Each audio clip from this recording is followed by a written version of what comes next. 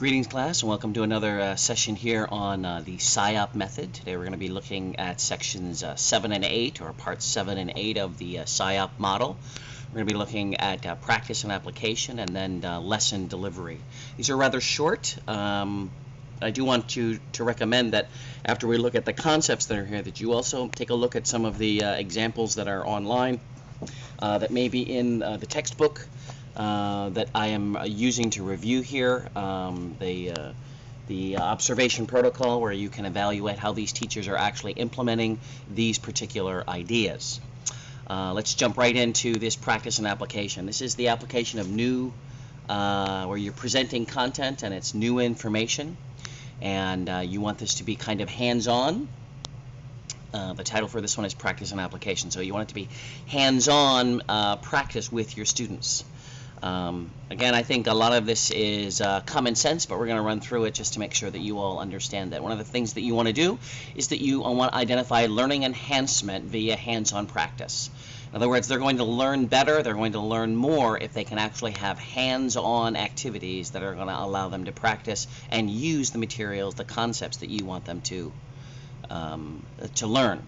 So we want to have activities that actually take the ideas that you're trying to teach them, be they content ideas like math, science, social studies, as well as the language ideas, be that grammar or linguistic, grammar or lexicon, or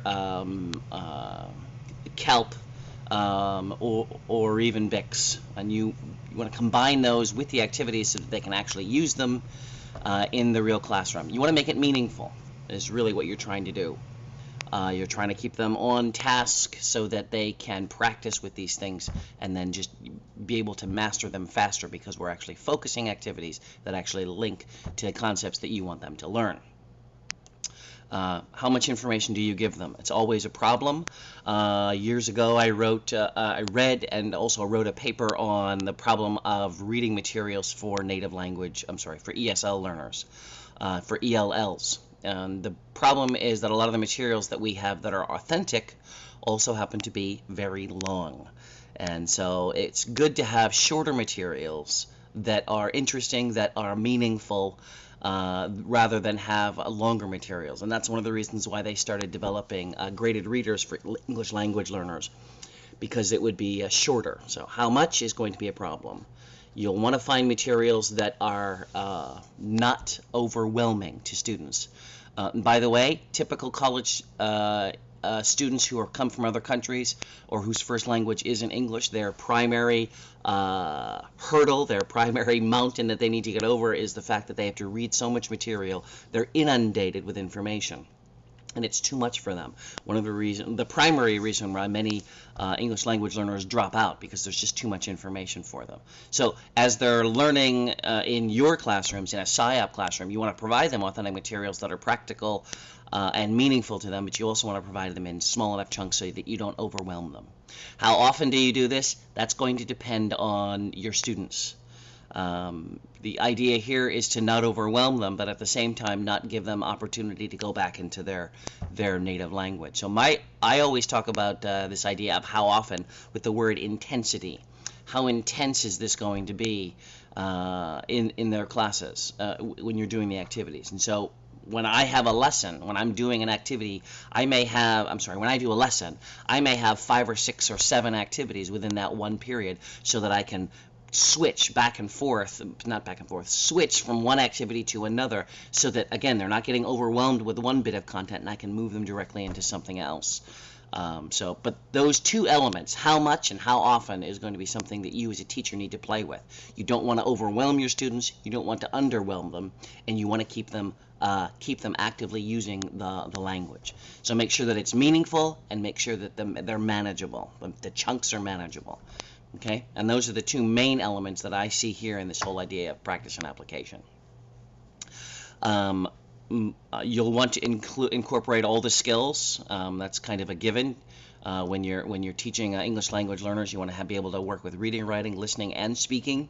Obviously, you'll focus on different things at different times, but as you're going through a lesson, you want to try to have an opportunity to use all of them. Not only the input, but also the pushed output production. In class, again, as I said before, as many opportunities as possible. Keep having all these different activities going one after another so that you keep them engaged while you have them in the classroom. The more opportunities they have to practice in a variety of venues, a variety of activities, the more likely they're going to be able to push that information they have from short-term into longer-term memory. And that's the goal.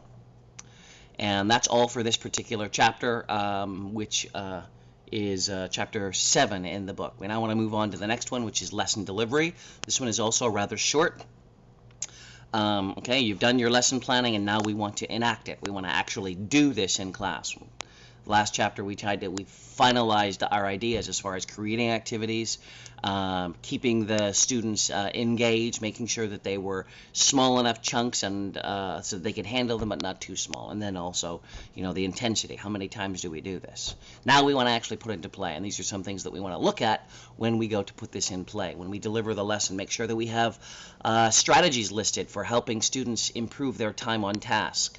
Okay, you may want to have that list for yourself. You may want to put it on the board to help students focus on, the 90 minutes or 60 minutes or however long your classroom is, to keep them focused on the task that they're supposed to be doing. They can be focused on talking, but they may not be on task. And you only have a certain amount of time, so you want to keep them on task.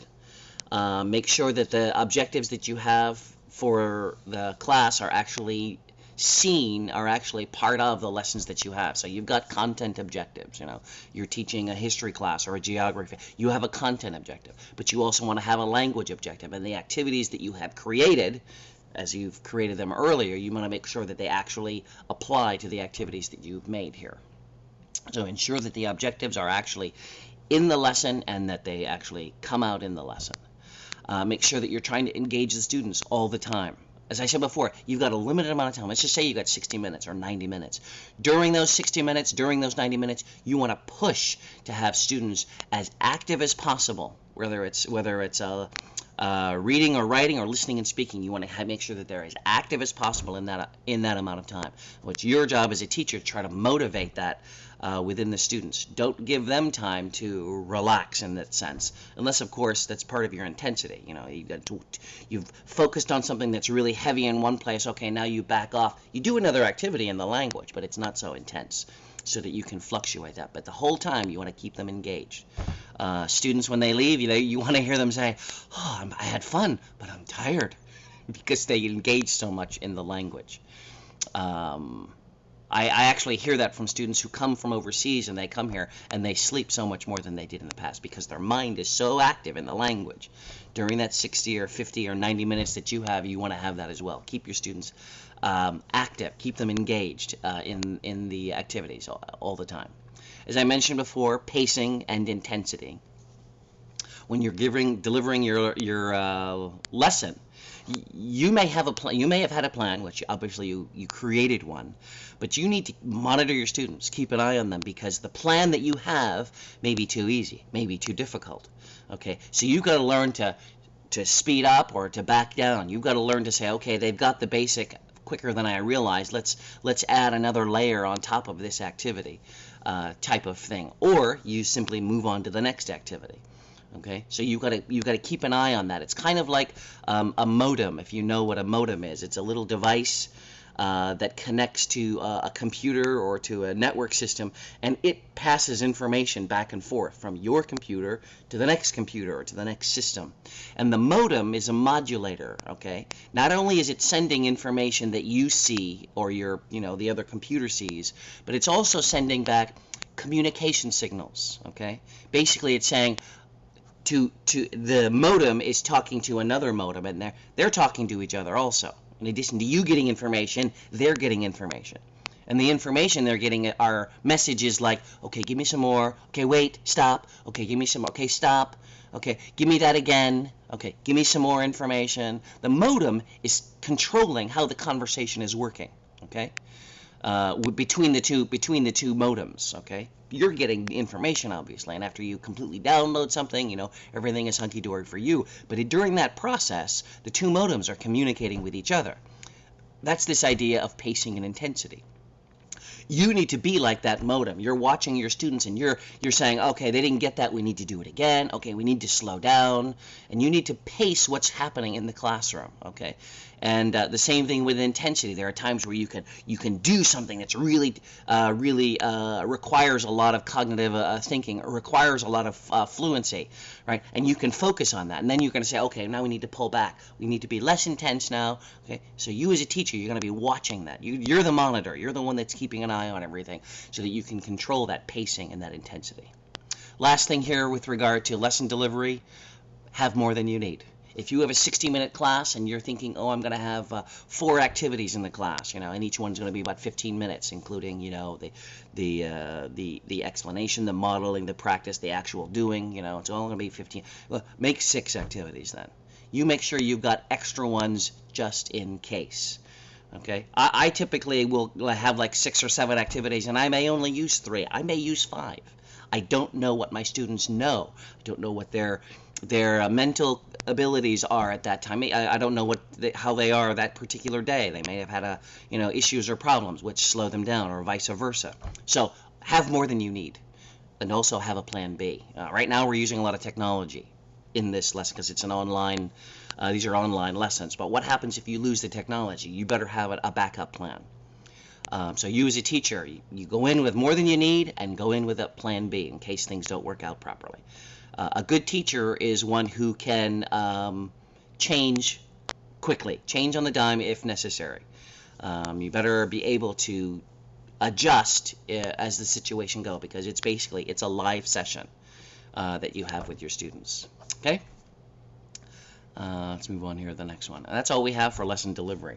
There were some nice observation protocols here that you'll want to look at. Look at what these these scenarios, and try to determine which ones were better delivered than others. Okay? And if you have any questions regarding these 2 chapters, please let me know, and I'll see you